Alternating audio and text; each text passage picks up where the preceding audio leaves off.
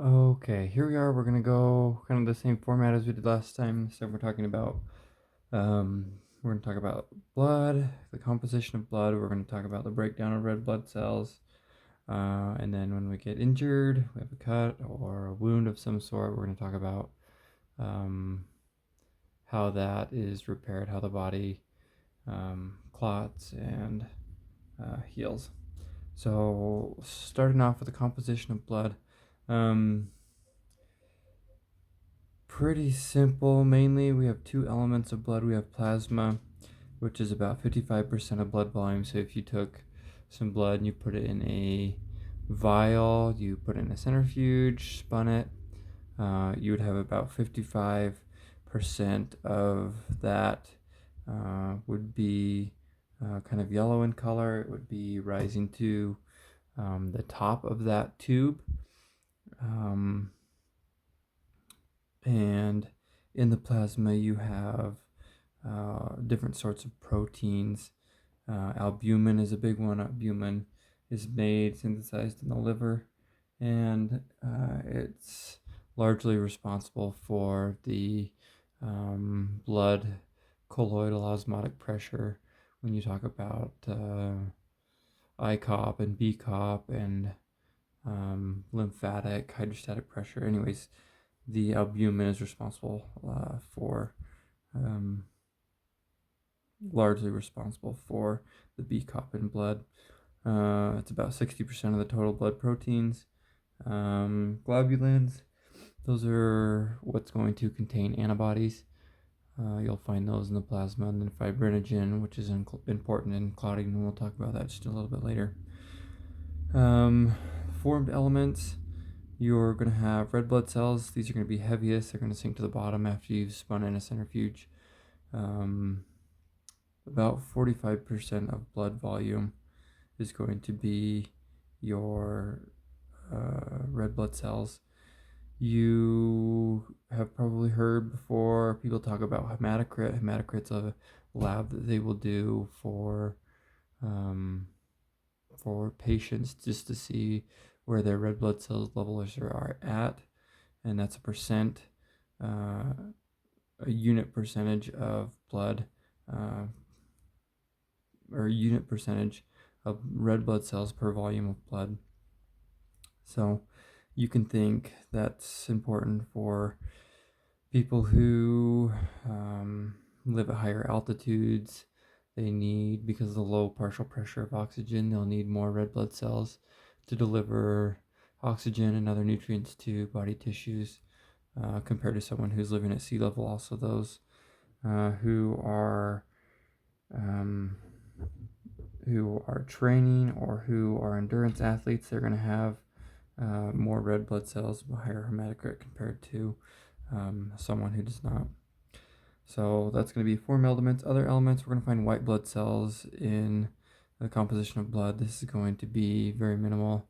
You'll see when you spin this out, you'll see the plasma on top, and there will be a thin white layer. They call it the Buffy layer. And you'll find the white blood cells and platelets in that area. Red blood cells, I'm going to just flip over my notebook here.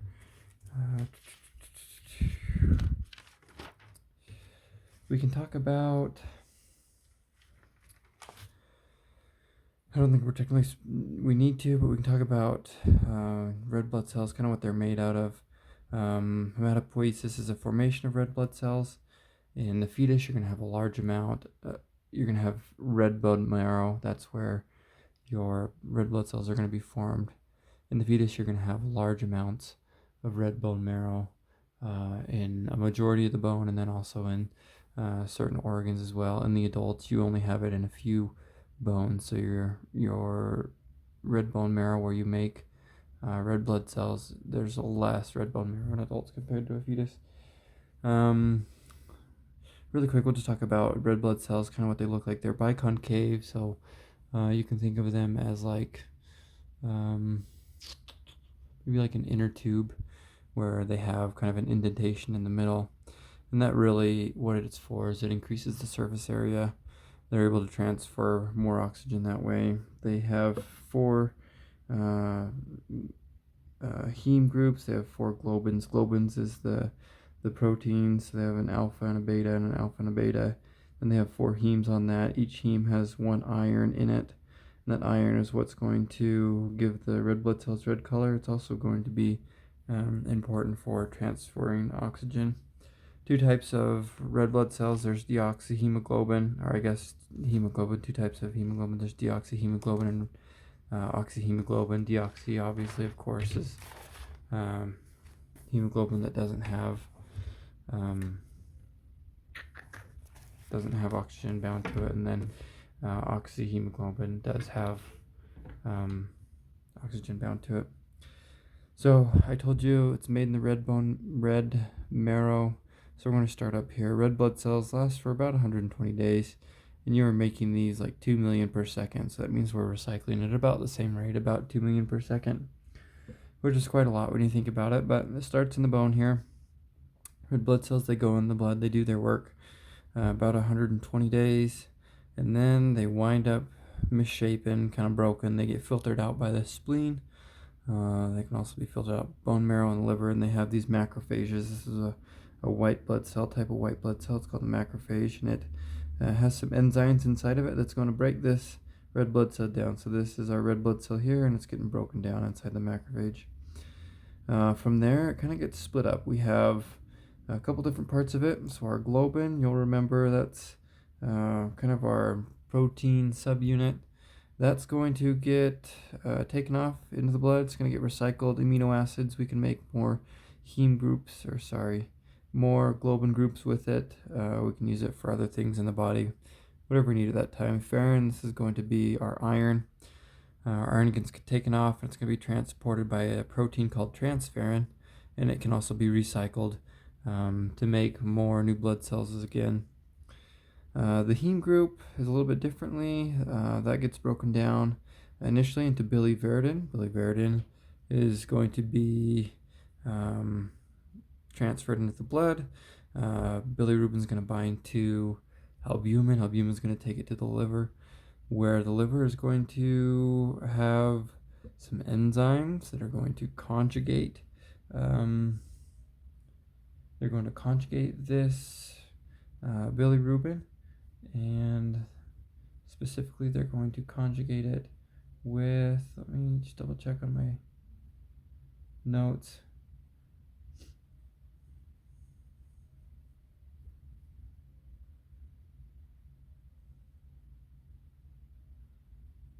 Okay,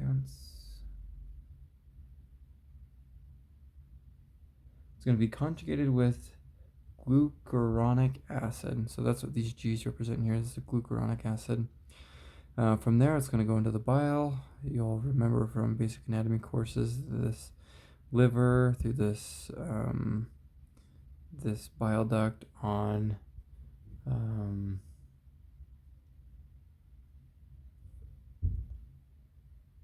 my goodness, I'm spacing on what that is.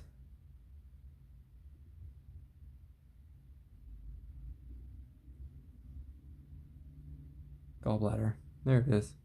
So you have your gallbladder. It's connected to this bile duct. Anyways, your conjugated bilirubin is going to go down into your intestines. Your intestines is going to have some bacteria, and it's going to unconjugate it. So your bilirubin is going to be unconjugated, and in the intestines, it's going to turn into urobilinogen. Urobilinogen is soluble in solution, soluble in the blood, so it can be reabsorbed into the blood, and it can make its rounds. As you see, blood kind of goes all over. It can go up here, and it can be taken back into the liver. It can be reconjugated, and that can go in a cycle. Another option for it is to go over here and find its way into the kidney. Urobilinogen is yellow in color, and so you'll make some connections here. Yellow in color, it gets excreted by the kidney, and that gives our urine its yellow characteristics. Another option, you can have urobilinogen once again in the intestines, and you can have another bacteria work on it, turn it into stercobilin. Stercobilin's not soluble in water, it's brown in color, and more connections here. That comes out as stool. that's kind of the breakdown of red blood cells in a nutshell. Just a side note, people that have a hard time breaking down red blood cells, you'll see this often in newborn infants. You'll see it in people who have liver disease. They'll have jaundice, and that's a buildup of bilirubin in the blood. You'll see it in their skin. You'll see it in their eyes. They'll have this yellow tint to them. Newborn babies you've probably heard before, but if they have jaundice coming out just because their liver's not fully developed yet, they'll have a UV light available, and they'll put them under the UV light, and that helps break down the bilirubin. All right, that's it for hematopoiesis and the breakdown of red blood cells. It's kind of out of the shot there. There's our stercobilin kind of towards the end, our urobilinogen, and then talking about jaundice, there's our notes for jaundice.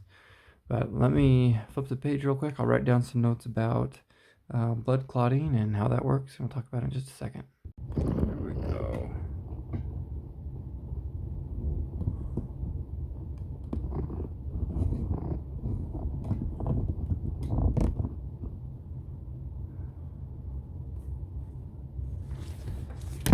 Alright, okay. I gotta redo this because it didn't turn out on that last one, so I'll just go over it really quick. We're talking about hemostasis. You have a cut, a wound, a scrape, something that has caused damage to the skin, and so our body is going to repair it. That's what hemostasis is. It means it's going to repair it. You're gonna have blood clots, but it's gonna start with what's called a vascular spasm. So you'll have nociceptors on the skin that sense there has been something happen, and they're going to cause constriction of smooth muscle. This is efficient, but it doesn't work very long. It's very short lasting, so we need to have other players come in and help out. So we're going to talk about a platelet plug formation. We have platelets that are floating around in our blood all the time, but they are not activated. These platelets have different types of granules in them, different types of proteins that can aid in this process. So you get a cut. I have a couple layers here drawn out. This is endothelial cell, the blood. This is collagen. This is smooth muscle.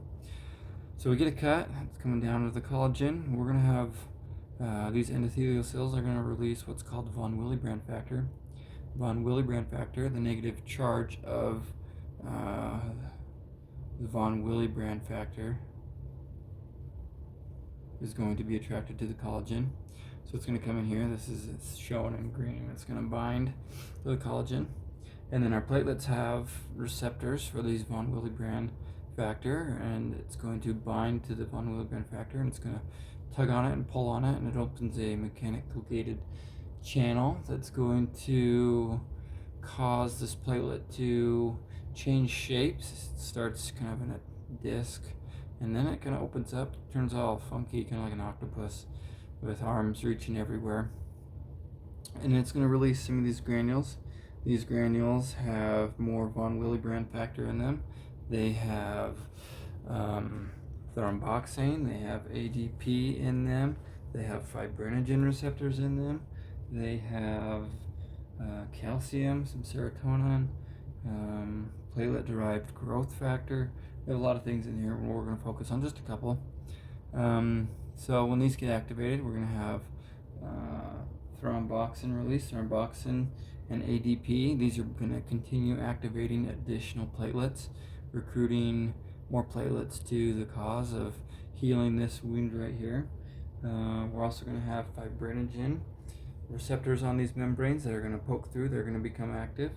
Fibrinogen is going to be floating around in the blood cells, and it's going to find these fibrinogen receptors, and it's going to link these platelets together. When these platelets get linked together, they're starting to form this plug that you can see. At that time, the clotting cascade is going to begin. We'll go over that in just a minute. Thromboxane is going to convert fibrinogen to fibrin. Fibrinogen, you can see these long squiggly lines here, is going to turn into a spider web. Really just wraps all these platelets together, makes a meshwork. It's going to trap white blood cells, other other proteins that are going to aid in healing.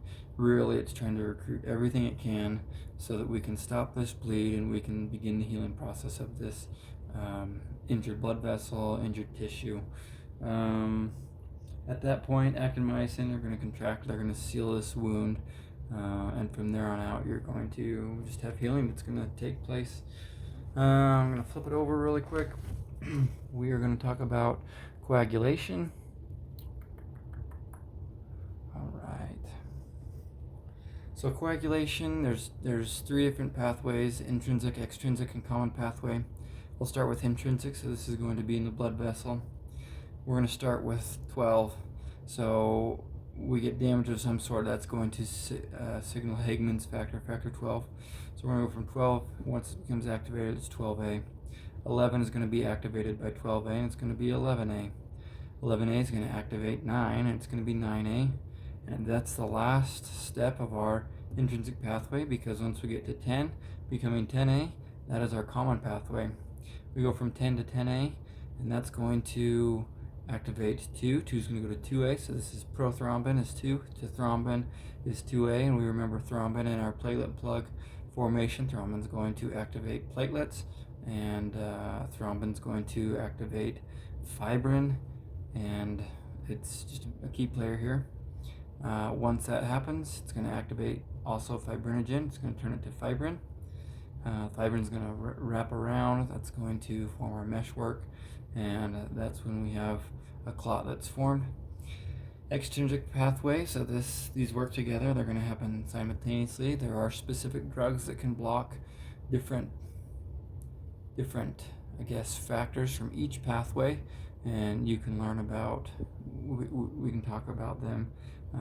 There's warfarin, there's Coumadin, you'll learn about heparin as well.